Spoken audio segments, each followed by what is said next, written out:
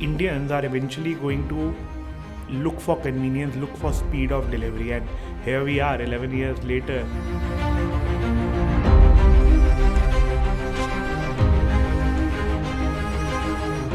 Back in 2015, when we started Shadowfax, it all happened in a small room on top of a small apartment back in South Delhi. The whole idea at that time was, how do you enable some small merchants, some small sellers to deliver to the end customer, and how do you ensure that people, when they're doing that delivery or when they're thinking about taking that order, are not worried about how that fulfillment is going to happen.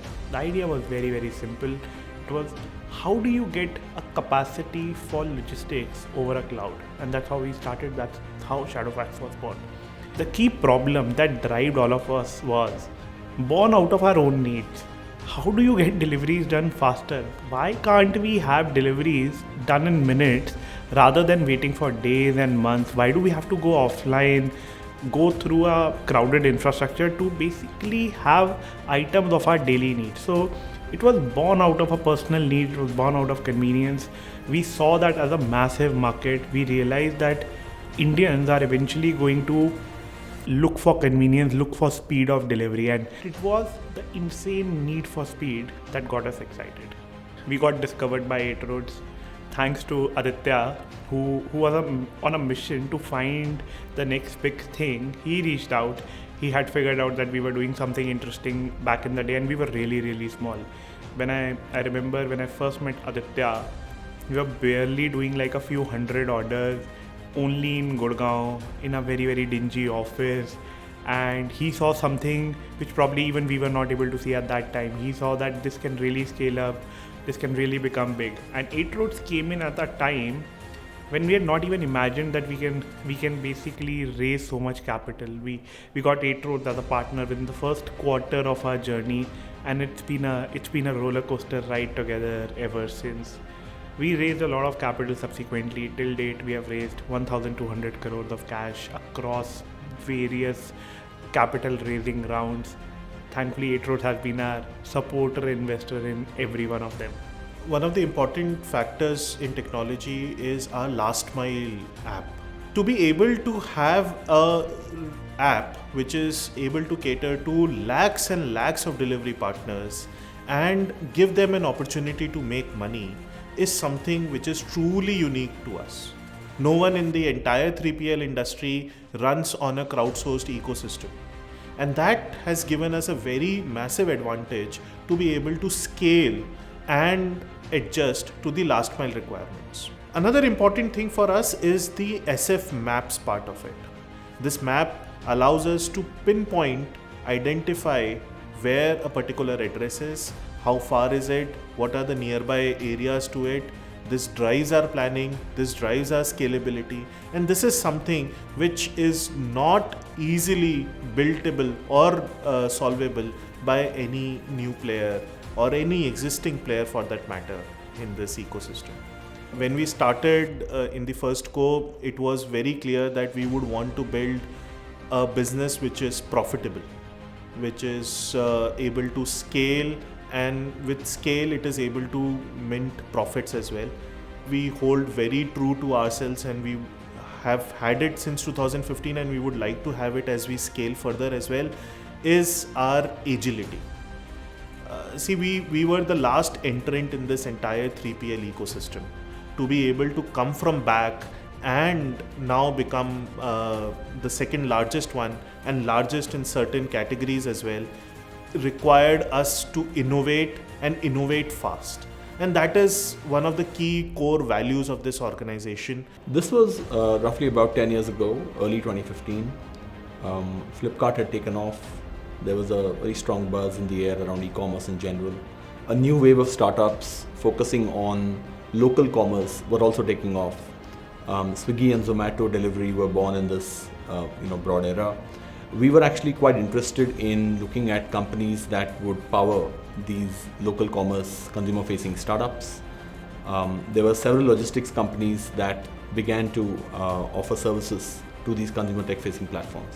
What stood out for us regarding Shadowfax were primarily three things. The quality of the founders. Both Abhishek and Vaibhav had most bases covered, especially around operations and technology. As founders, both Abhishek and Vaibhav had a very strong mission orientation. They were both natural leaders and were able to attract a very high quality team from their IIT Delhi network. Remember, when we invested, the company was only 4 months old, so we had fairly less amount of data to go by. But what we saw was really impressive. Be it their order allocation system, the focus on improving rider economics, or customer NPS, it was all pretty impressive.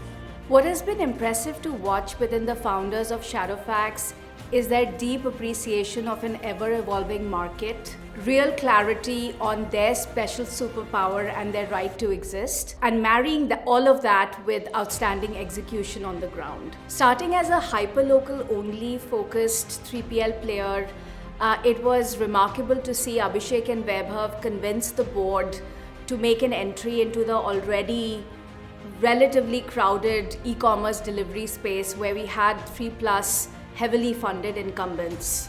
What really stands out is how smartly they have executed since then, picking their entry wedge very carefully and going on to become the largest and fastest growing player within their verticals, not just in hyperlocal but now also in e-commerce and the new wave of quick commerce deliveries.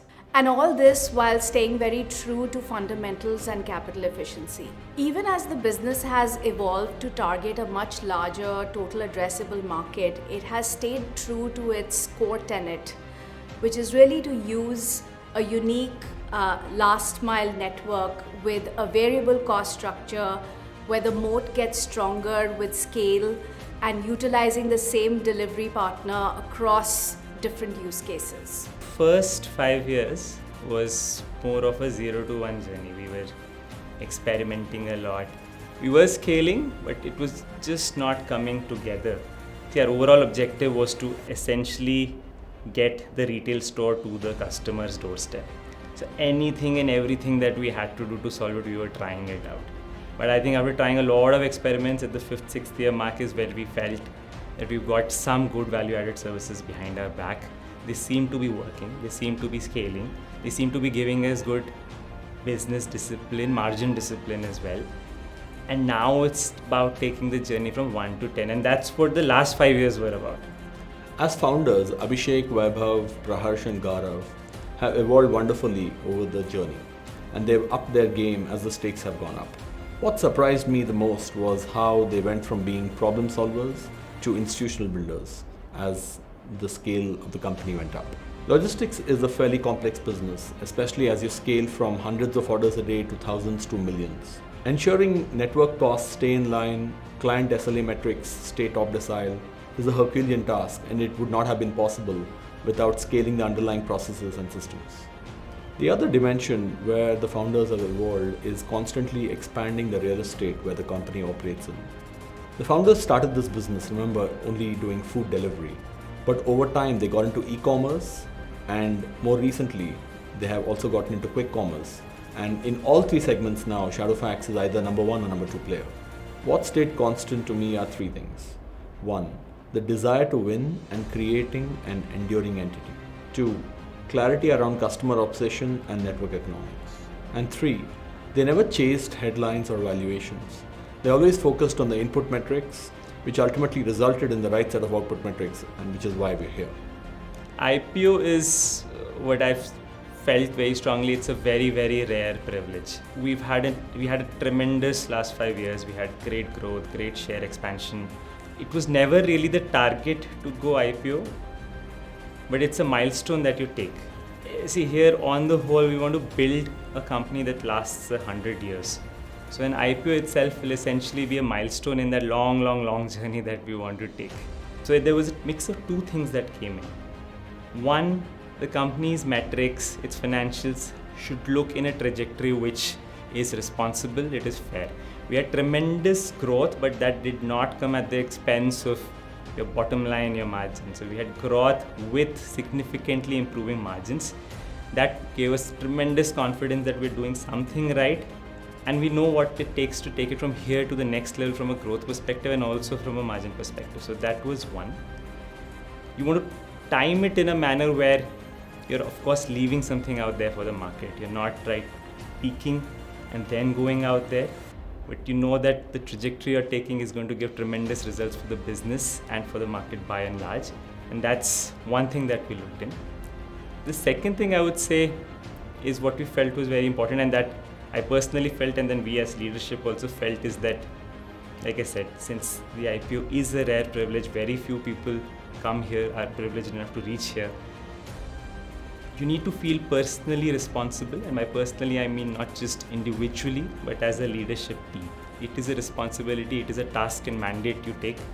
You take more people along in your journey, and that requires its own change of thought, more maturity to come in. And that's, I think, something which every founder can put their hand on their heart and say that whether you're ready or not, it just comes from within.